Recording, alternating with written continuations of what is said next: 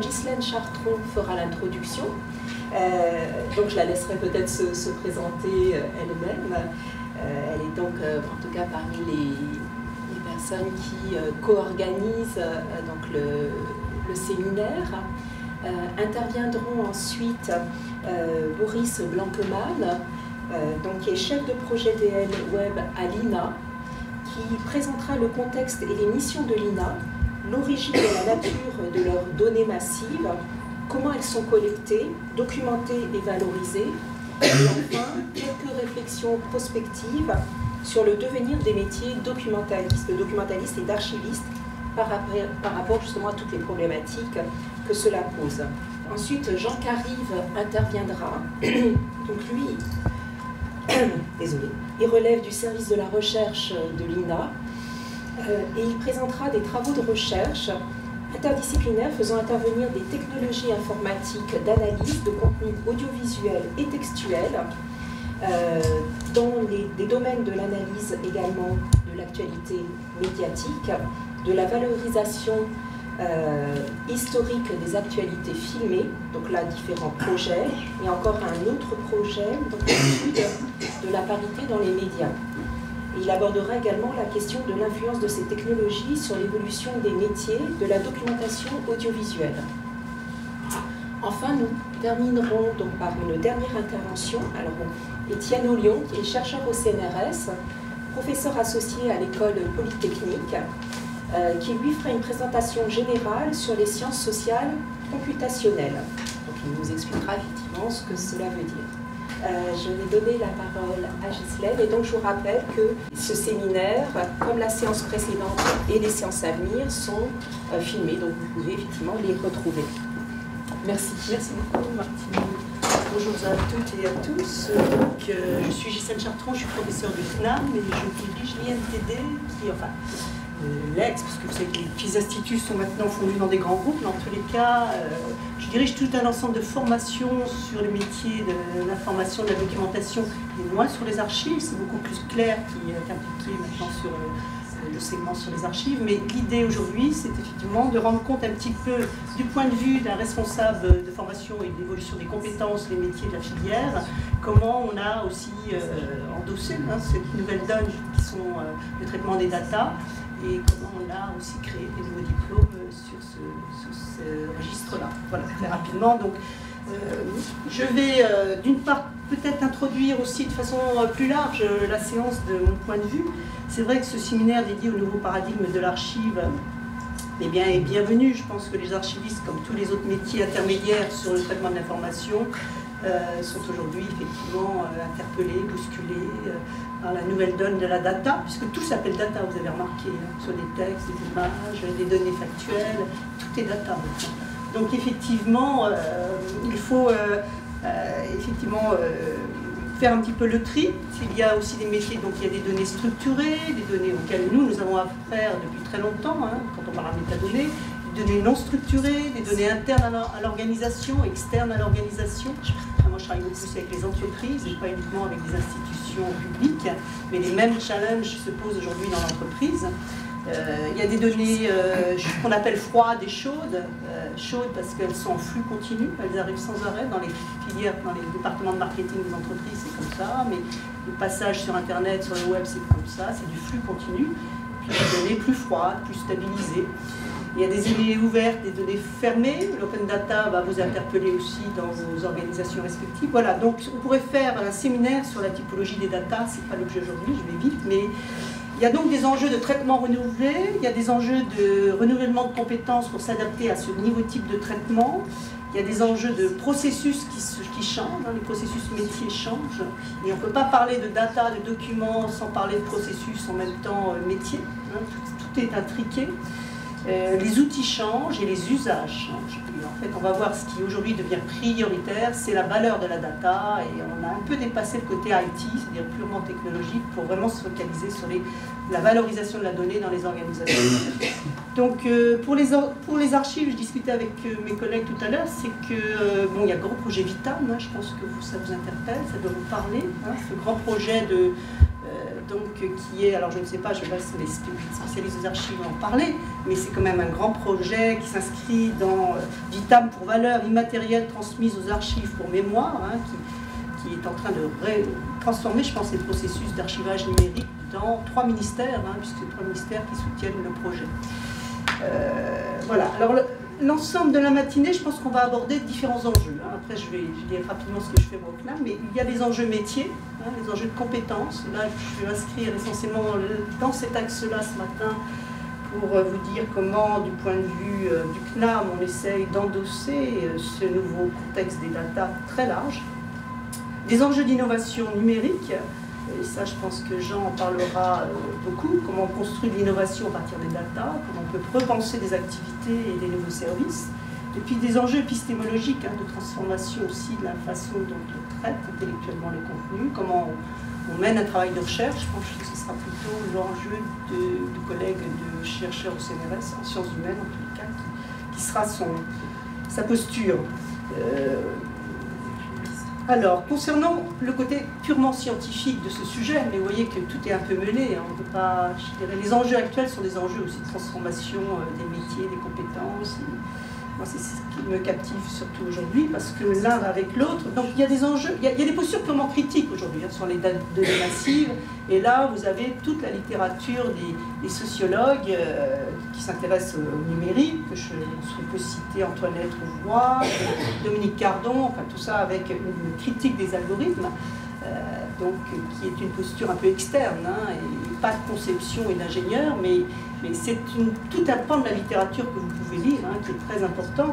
Il y a une posture plus informatique, hein, et notamment ce qui est curieux aujourd'hui, c'est que les informaticiens sont tous, en France en tous les cas, une posture de développement d'une posture éthique sur les data et les algorithmes. Si on voit un peu Jean-Gabriel Ganassia, par exemple, on ne parle que d'éthique aujourd'hui, alors que c'est un informaticien qui vient de l'intelligence artificielle. Donc il y a une espèce de, mais Jean parlera mieux que moi, de posture un peu éthique renforcée du côté de l'informatique.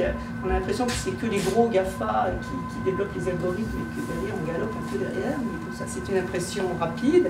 Et puis une impression, alors nous, du point de vue des SIC, hein, des sciences de l'information et de la communication auxquelles j'appartiens, notre dernier colloque était aussi sur l'éthique, alors de façon plus large, mais on s'intéresse beaucoup, je y reviendrai, sur la qualité des données, sur l'usage de la data, sur l'éthique, hein, de la data, etc. Donc ça c'est une posture à la fois, je dirais, un peu critique, mais aussi constructiviste, puisque nous formons des ingénieurs.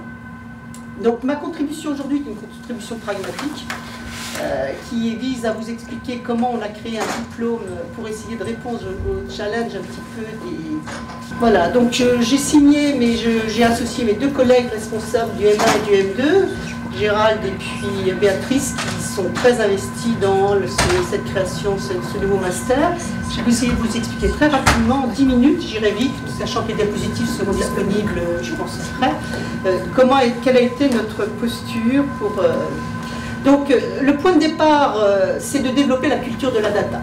Je pense qu'on a parlé beaucoup de culture informationnelle, on a parlé... Aujourd'hui, l'idée, c'est de pas d'armer, entre guillemets, les professionnels sur le traitement de la donnée, avec comme point de départ l'hypothèse que ce sont des compétences transverses à tous les métiers. Hein, que ce soit, c'est pas simplement les nôtres, c'est aussi le marketing, c'est aussi les gens du développement, c'est la finance, c'est l'assurance, enfin bon, là où se développe le plus actuellement, c'est le marketing et l'assurance.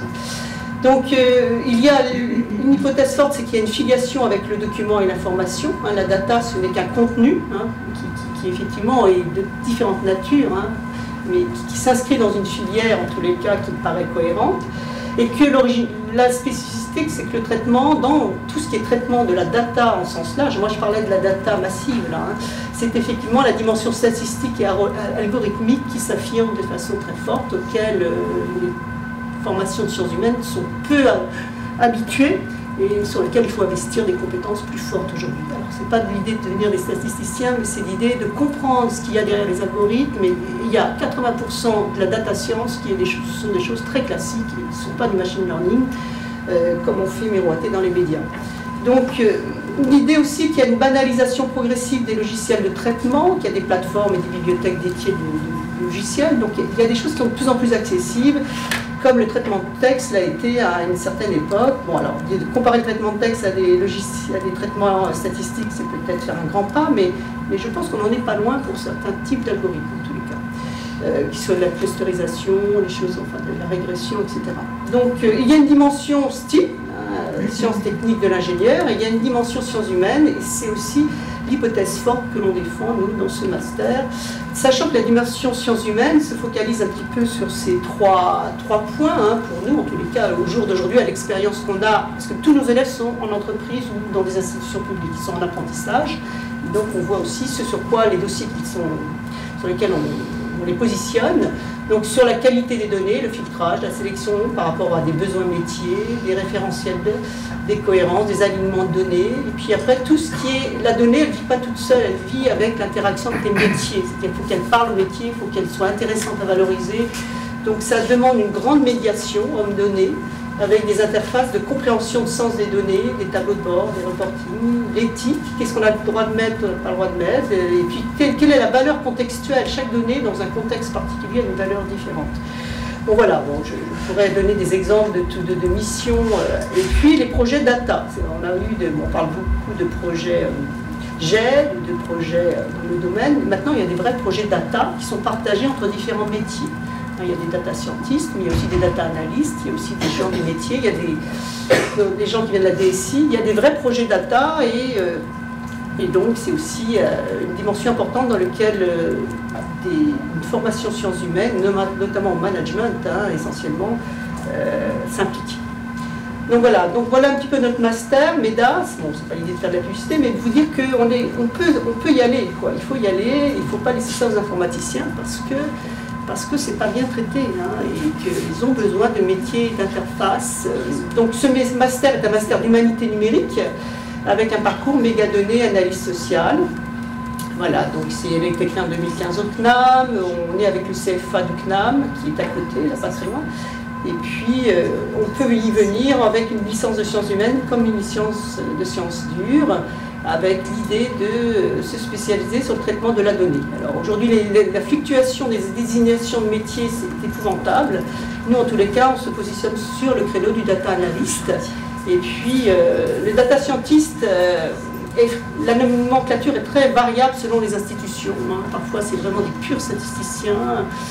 Parfois, c'est vraiment beaucoup plus large. Donc, en tous les cas, ce dont on est sûr, c'est que les data analystes correspondent au profil qui sortent du master MEDAS. Data scientist, je pense qu'ils sont un peu faibles en termes de formation statistique. Voilà, donc les compétences, c'est savoir développer des stratégies digitales, hein, avec les données dans des contextes variés, savoir gérer et manager des projets de données, et puis toujours en lien avec les métiers, parce que la data n'existe pas sans l'analyse des besoins, encore une fois. Alors quand on vous dit uniquement de prédiction, enfin des choses comme ça, bon, c'est peut-être, je dirais, 20% de ce qui est fait sur la data aujourd'hui. En entreprise, ce qui est fait, c'est créer de la valeur, des nouveaux indicateurs, aider au fait que les clients ne se désabonnent pas, pourquoi ils se désabonnent. Donc on va croiser des datas pour essayer de comprendre les choses. Et donc, bon, dans les archives, je pense qu'on fera une autre utilisation des datas. Mais voilà, chaque contexte est particulier. L'idée toujours, c'est de devenir meilleur, entre guillemets, en termes d'indicateurs de performance par rapport à ce qui existait avant la valorisation des données. Ça peut être la création de nouveaux indicateurs, ça peut être la mise en évidence de corrélation de facteurs, etc., etc. L'attrition, par exemple, est un phénomène très important pour l'assurance et pour tout un ensemble d'entreprises. Voilà, donc l'idée aussi, c'est de savoir traiter des données quantitatives et qualitatives, savoir faire des solutions de fouille de données en fonction des données que l'on a. Je vais un petit peu vite, mais l'idée, c'est voilà. Donc, compétences, on a un ensemble de compétences. Je ne vais pas les passer en revue parce qu'on n'a pas le temps, mais vous pourrez y revenir tout après avec les diapositives. On est obligé, maintenant, quand on crée des masters, de vraiment créer des blocs de compétences. Hein. Donc, on a créé 5 blocs de compétences sur lesquels qui architecture un petit peu l'ensemble du master. La première étant effectivement la collecte et la préparation des données. Alors je pense que ce sont des choses qui vous sont familières, mais ce qui est nouveau maintenant, c'est le côté programmation. Il faut savoir récupérer des données, faire un petit script Python pour aller rechercher des données sur le web, par exemple. Ça, c'est des choses que vous n'apprenez pas au titre 1 INTD, par exemple. parce que Boris vient de l'INTD. Mais c'est vrai que il faut... Alors, on n'a pas les mêmes élèves qui se destinent en fonction des diplômes, mais pour la data, il faut y faire un investissement de programmation pour répondre à des demandes de récupération, de collecte de données. Il faut savoir requêter des bases de données en SQL. Et puis, il faut savoir travailler avec les modélisations du secteur, hein, les modélisations de données structurées. Et puis, un gros travail sur qualifier les données, que ce soit la normalisation. Alors, ce sont des choses qui parlent aux documentalistes et aux professionnels, je pense, et aux archivistes. Il faut pouvoir encoder, transcoder des fichiers et réconcilier les données qui sont souvent hétérogènes. Donc, il faut aussi faire des référentiels. La référentiel de données, c'est des choses par contre qui parlent plus aux documentalistes. Mais c'est des choses, alors là, la montée en puissance des compétences techniques est inévitable si on veut s'occuper de la data, ça c'est clair. Après, bon, il y a l'analyse des données, je vais vite, hein, mais la différence avec le traitement intellectuel qu'on faisait sur données, quand on faisait du document ou de la synthèse, c'est l'idée de, quand on a des données massives, hein, là je parle de données massives, il faut effectivement pouvoir investir les méthodes statistiques.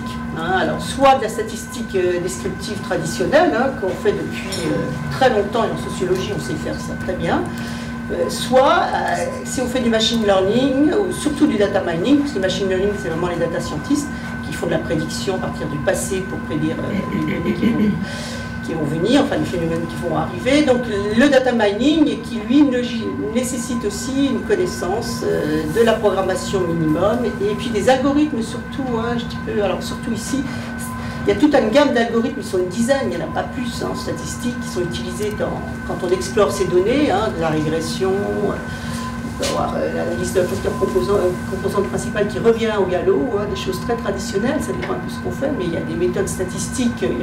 Une fois qu'on les a compris, l'idée c'est de les intégrer et de savoir mobiliser la bonne par rapport à un jeu de données qu'on a. Alors l'idée c'est de faire une classification, donc il y a des méthodes supervisées et non supervisées, je ne vais pas rentrer dans ce détail-là, mais à minima, il faut investir cette compétence-là pour pouvoir dialoguer avec les spécialistes de la datation, des choses comme ça. Donc, monter en puissance dans l'analyse des compétences statistiques, ça c'est inévitable si on s'intéresse à la data encore massive. Hein, je pense que ce qu'il dira après dans les autres interventions sera peut-être très différent.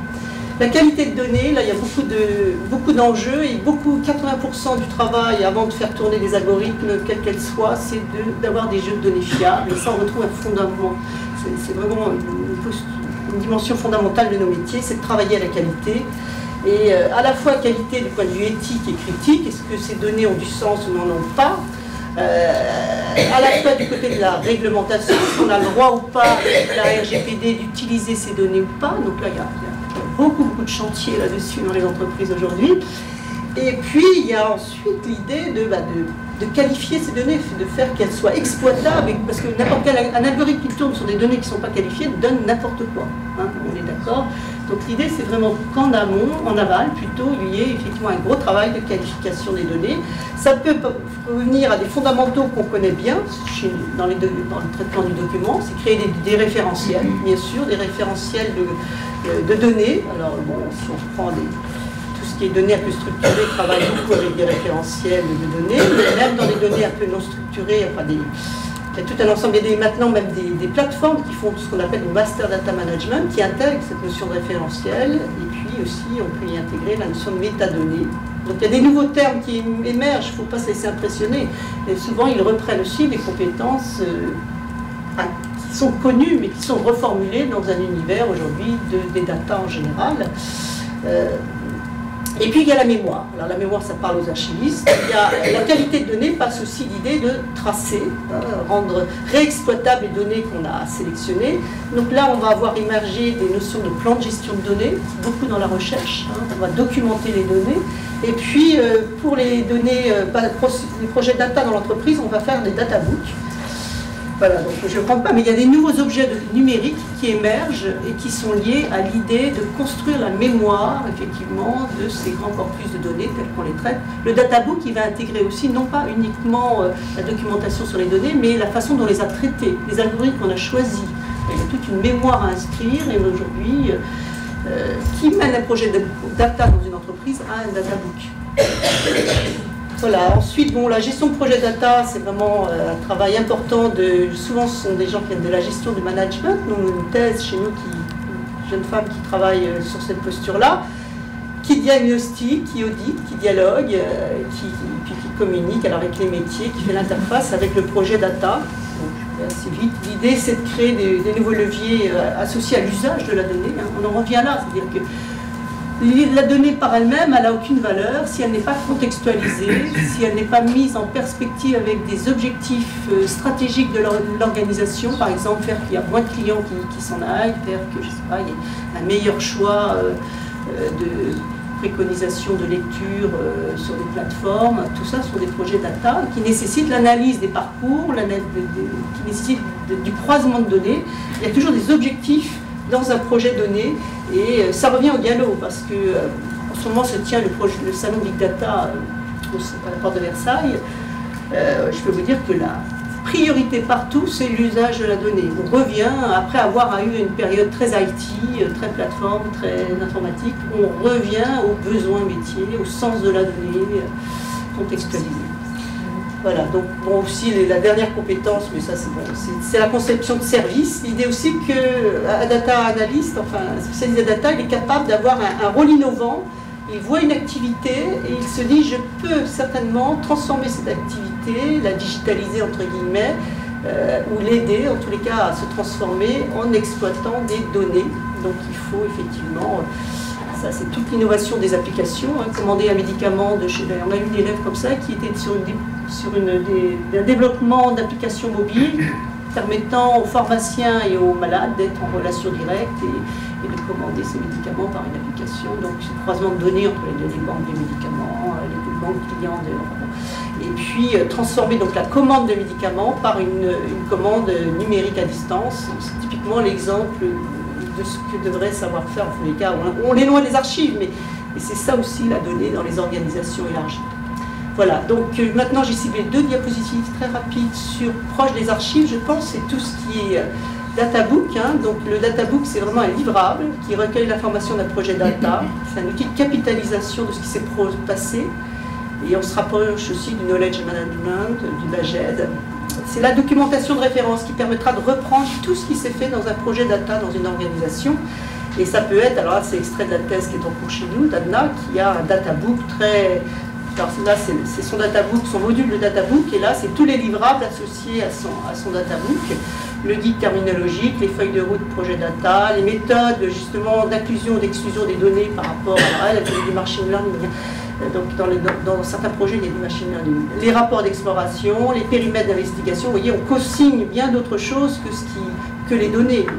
On consigne aussi des informations liées au processus qui a été traité, qui a traité les datas. Voilà, donc une deuxième chose liée peut-être avec les archives, c'est le DMP dont on parle tant, parce que bon, c'est quand même très propre à la recherche, hein, l'établissement d'un data, puisqu'aujourd'hui vous savez qu'il y a un enjeu de garder les données de la recherche pour reproduire la recherche en termes de confiance dans les résultats de la recherche. Hein, donc il y a ce travail exigeant maintenant de mettre ces données associées à des résultats souvent empiriques à disposition des autres chercheurs pour que ce soit reproductible. Donc là, on a beaucoup aujourd'hui autour des archives scientifiques, en tous les cas, enfin les laboratoires, l'émergence du DMP, l'exigence de même par tout ce que dès que vous êtes financé, vous êtes obligé de faire un DMP qui documente les données. Donc l'idée, c'est de décrire, de partager, de protéger, puis de conserver les données. Donc il y a des exemples au CIRAD, enfin, tous les EPST, il y a un guide, les bibliothécaires dans l'université se prennent en charge ces plans de gestion de données, et puis il y a des exigences des financeurs de la recherche qui demandent absolument qu'il y ait ce plan associé à toute recherche financée. Je prenais l'exemple de l'Horizon 2020, mais voilà, j'en ai fini. Là, j'ai mis simplement en référence les documents qui nous ont servi à faire la diapositive, c'est-à-dire à la fois cet article qu'on vient de finir sur les compétences qui sera demain et après-demain à Marne-la-Vallée. Il y a un colloque Codata France, la thèse d'Anna qui est en phase finale, et puis bon, le travail de Béatrice sur les données en termes d'éthique, hein, un article qu'elle a publié dans la dernière conférence qu'on avait faite. l'ouvrage avec Evelyne qui est présente, là, qui était effectivement plus largement sur l'éthique des données, qui était plus large que les données. Voilà. Bon. Et puis des mémoires, si vous voulez voir un peu les premiers mémoires des auditeurs MEDAS, parce qu'on en est dans les premières promotions, ils ne sont pas tous très bons, mais il y en a des bons. Et il y en a ceux qui sont bons, les amis dans le portail, et qui sont en libre accès, INTD, vous pouvez consulter pour voir vous. Parce qu'il faut regarder ce que font les élèves qui sont chargés de la data dans les organisations pour avoir du sens. On ne sait pas si tous nos élèves auront du travail, parce que bon, par rapport à les filières informatiques et statistiques qui effectivement se disent c'est nous les data, moi je pense que c'est pas que les data.